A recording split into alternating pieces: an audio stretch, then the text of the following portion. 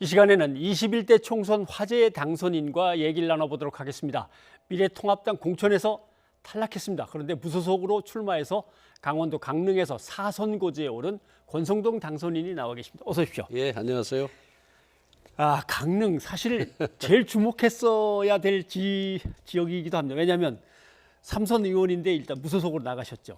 예, 그 시장을 3번 한 사람도 나왔죠. 그리고 장관 출신도 한 사람 나오시고 이게 다 보수 후보입니다. 그죠? 예, 그렇습니다. 민주당에서는 혼자서 느긋하게 나갔는데 쉬웠을 지역인데 아슬아슬하게 되셨죠. 2% 차이였나요? 예, 그렇습니다. 얼마나 힘드셨습니까? 글쎄, 뭐 미래통합당에 이제 잘못된 공천으로 인해서 무소속으로 나가게 됐습니다. 예. 춥고 외로운 길이었는데 조금 전에 앵커께서 말씀하신 바와 같이 보수 후보가 3명이 난립을 했습니다. 예. 그것도 3선 시장, 한 분은 또 행정자치부 장관 장관 출신이거든요. 근데 우리도 강릉도 민주당의 고정표가 한 40% 가까이 됩니다. 강릉에 민주당이 그렇게 예. 많습니까? 근데 이제 한 60%를 세 사람이 분산을 하니까 이게 당선되기 굉장히 어려웠는데 예. 마지막에 우리 위대하신 강릉 시민들께서 집단지성을 발휘해서 민주당 후보 당선은 막아야 되겠다. 이래서 저한테 표를 몰아주는 바람에 시민들에 의한 후보 단일화를 시켜주는 바람에 제가 아주 어렵게 당선이 됐습니다. 아주 고맙고 무거운 책임감을 느끼고 있습니다. 춘천, 강릉, 강원도 지역이 사실은 보수의 어떻게 보면 텃밭인데 이번에 예. 춘천은 뒤집혔습니다, 사실. 예. 그런데 물론 이제 당적이 바뀌거나 탈당했다 다시 합당되고 뭐 이러는 과정에서 무소속으로 잠깐은 계셨지만 선거는 무소속으로 처음 치러보셨죠. 그렇습니다. 당 조직이 없으니까 어떻습니까? 그래도 그 미래통합당 소속 시도의원들이 12분이 계셨는데 예. 그분들이 전원 탈당을 해서 제 선거를 도왔습니다. 예. 어떤 의미에서 보면은 당 후보는 공조직이 없고 무소속인 제가 공조직을 갖고 예. 선거를 치른 셈이 됐습니다. 그러나 2% 차이로라도 새 보수 후보의 그 어려움을 뚫고 되셨는데 예. 당은 참패했습니다. 당의 참패 원인은 어떻게 보십니까? 글쎄 저도 뭐 이제 무소속 후보로 열심히 뛰는 바람에 전국적인 판세는 예. 잘 읽지를 못했습니다만 이 공천 과정에서 이렇게 지켜보면은 일단 미래통합당이 통합은 했는데 그런 통합의 의미나 효과 이런 것을 제대로 국민들에게 각인시키지 못한 것이 첫 번째 요인인 것 같고요. 예. 두 번째는 이기는 공천을 해야 되는데 폼나는 공천, 보여주기식 공천을 한 것이 가장 큰 잘못이다 이렇게 생각을 하고 있습니다. 그리고 또 돌려막기식 공천까지 하면서 지역민들을 예. 또 무시하기까지 했거든요.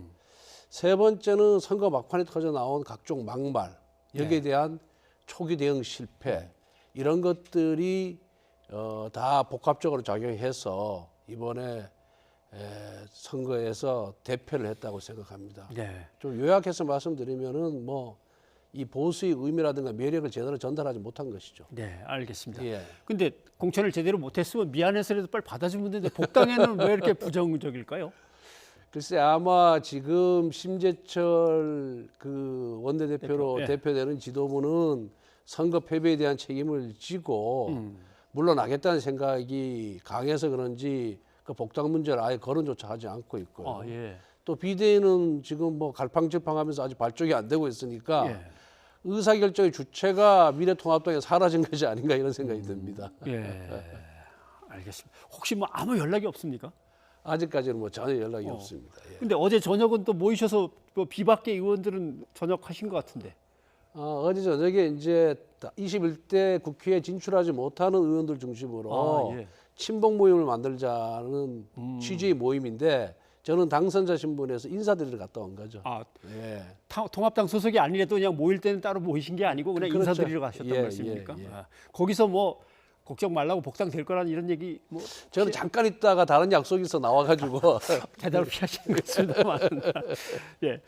아무튼 일단 통합당에서는 김종인 비대위 체제를 만들어 보려고 애는 쓰는 것 같습니다. 근데 또 김종인 위원장은 당권을 갖다 상당히 내놓고 그것도 무기한으로 좀 기한을 길게 내놓으라 이런 요구도 있었다고 하는데 이 부분은 어떻게 보십니까?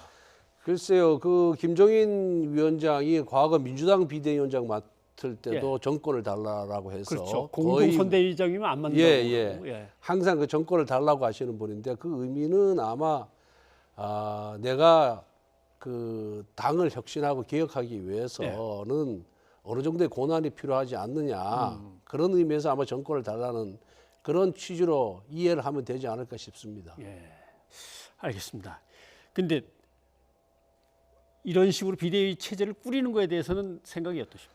저는 이제 비대위 체제 안 꾸리면 원내대표가 당대표 권한대행까지 같이 해야 되는데 지금 21대 국회 개헌 협상을 해야 되거든요. 예. 새로운 원내대표가. 그리고 이제 거대 여당이 이제 탄생하지 않았습니까? 그러면 정부 여당은 그동안 이제 미뤘던 또 뭐 소위 말하는 야당 발목잡기 때문에 하지 못했던 정책을 밀어붙일 텐데 예. 거기에 대해서 뭐 힘과 힘으로 대항하기에는 너무 부족하고요. 그래도 제대로 공부를 하고 분석하고 비판을 하고 또 대안 제시를 해야 되는데 원내대표가 당대표 권한대행까지의 권한을 두 개를 다 하기는 저는 어렵다고 봅니다. 예. 그런 차원에서 비대위가 필요하고 또 당내 인사로 비대위원장을 하게 되면은 또 개판 문제가 불거지거든요. 그렇죠. 그래서 결국 당회의에 좀 중량감 있는 인사를 모셔오는 것이 저는 맞다 이렇게 보고 있습니다. 예. 그러나 전권을 다 내드리고 길게 뭐 대선까지 잡아드리고 이러는 그런 건 거는 아니다. 그런 거는 좀 무리가 있습니다. 그건 아마 내가 책임감을 갖고 당을 쇄신하겠다는 그런 선언적 의미에서 하신 말씀이 아닌가 알겠습니다. 그렇게 저는 이해를 하고 싶습니다. 권 의원님의 복당 문제 이제 신경이 이제 쓰이고 중요하다고 생각을 하는 것은 검찰 간부 출신이니까 앞으로 남은 검찰 개혁이나 사법 개혁 문제도 담당을 하실 수 있고, 그다음에 추경 예산이나 국가재정 문제도 예결특위위원 오래 하시지 않았습니까? 그게 뭐 몇 번 했습니다. 한 10년 하신 것 같은데요. 아닙니다. 그래서 재정 문제도 밝으시고 해서 들어가서 뭔가 역할을 해주셔야 될 것 같은데 일단 긴급 재난지원금을 주는 게 맞습니까? 어떻게 해야 되겠습니까? 말을 바꿨다고 지금 통합당에 대해 비난이 가고 있습니다. 글쎄요, 그거는 뭐 오히려 정부가 말을 바꾼 것 같은데 제가 그래요? 보기에 정부가 소득 하위 70%만 주기로 했다가 예. 갑자기 이제 민주당의 강력한 요구에 이기지 못하고 100% 지급하겠다고 이제 입장을 바꿨지 않습니까? 그건 황교안 대표의 강력한 반발에 근데 그렇게 되지 않을까요? 한기안 대표는 이미 이제 물러가신 분이니까 예. 그래서 정말 긴급하게 지급할 필요가 있다 그런다면은 일단 하위 70% 주고요. 예. 저나 뭐 우리 앵커 같은 분들 지금 뭐 소득이 줄어들지 않았지 축소되지 않았지 않습니까? 그렇죠. 그런 분들한테까지 그 100만 원씩 지급하는 게 무슨 의미가 예. 있겠습니까? 오히려 더 어려운 취약계층, 중소기업인, 자영업자들한테 주는 것이 맞고요. 또 금년에만 60조 국채를 발행했는데 또 상위 30% 지급하기 위해서 3조 원의 국채를 발행한다는 것은 예. 재정 건전성에 반할 뿐만 아니라 미래 세대에게도 큰 부담을 주는 행위입니다. 이거는 정말 나라를 위해서 미래를 위해서 좀 재고를 해야 된다 생각합니다. 그런데 뭐 당의 이름은 조금씩 달랐습니다만은 사무총장도 하셨죠. 새누리당 때. 그렇습니다. 예. 뭐 비대위 사무총장 했습니다. 예. 원내 부총무도 하셨고. 예.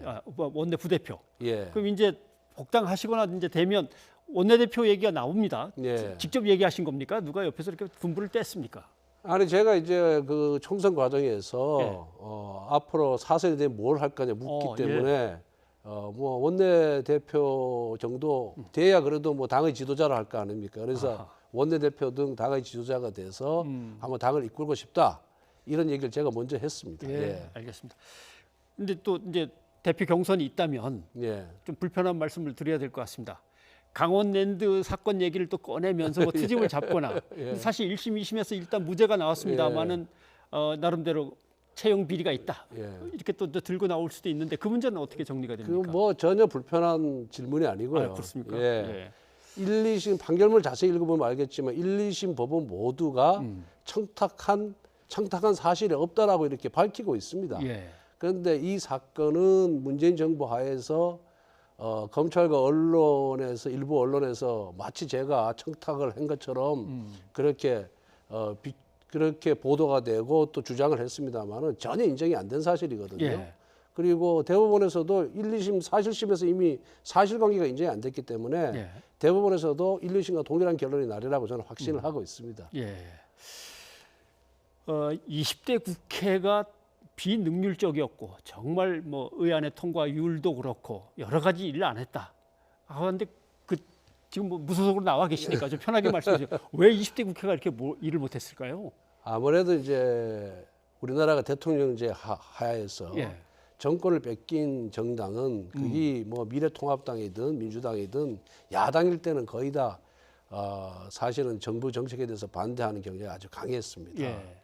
그리고 지난 20대 국회도 뭐 의석수에 있어서 큰 차이가 없었기 때문에 그런 경향이 좀 가속화됐고요. 그런데 이번 21대 국회는 워낙 이제 의석수가 큰 글쎄요. 차이가 네, 나기 차이가 때문에 커서.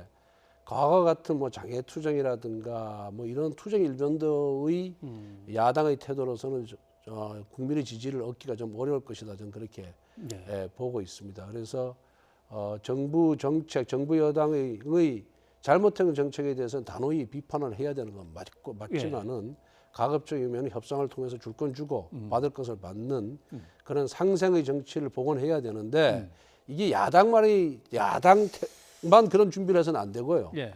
거대 여당이 많이 가졌기 때문에 좀 더 많이 베풀고 양보를 예. 해야 된다. 저는 그렇게 생각하고 있습니다. 아무튼 뭐 멋진 협치가 이루어지기를 다들 간절히 예. 바라고 있습니다.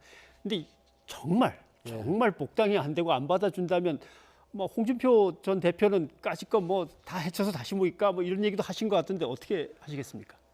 그 뭐 복당 안 받아줄 리가 있겠습니까? 그렇습니까? 예. 18, 19, 20대 때도 무소속 출마자들 복당을 저는 다 받아줬습니다. 제가 20대 국회 직후에 비대위 사무총장 하면서 네네. 뭐 유승민, 주호영 등 7분의 복당을 받는데 제가 역할을 했는데요. 예. 당연히 뭐 한 뿌리에서 나왔고 공천이 잘못됐기 때문에 또 그 무소속 당선자들이 가치나 철학이 미래통합당에 부합되기 때문에 예. 저는 당연히 시간이 언제라 못 박을 수는 없지만은 받아주리라 이렇게 확신하고 있습니다. 뭐 시간 문제일 것이다 예, 이렇게 예. 보시는군요. 알겠습니다.